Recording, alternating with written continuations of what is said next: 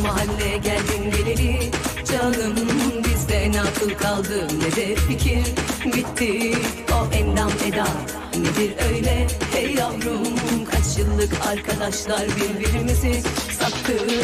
Ben sokak kedisi gibi sürtünüp yerde, komşunun kızı kampta, sporda stepte, tersi mukadder, satıp saldım malım ürkük. Gizlisi tatlısı kalmadı, topumuz niyette. Sen bizim mahalleye geldin geleli. Canım bizde ne akıl kaldı ne de fikir. Bitti o endam eda, nedir öyle hey yavrum.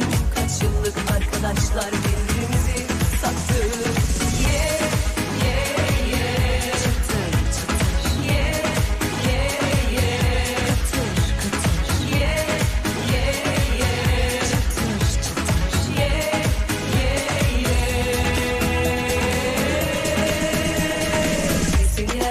Yerler seni ham yapar bu zilliler.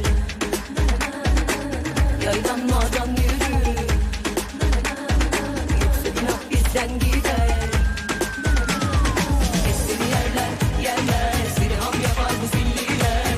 Yaydan mağdan yürü, yoksa günah bizden gider. Seni yerler seni ham yapar bu zilliler. Yaydan mağdan yürü, yoksa günah bizden gider. Anlayalım artık o usta, onun başımıza bela mısın?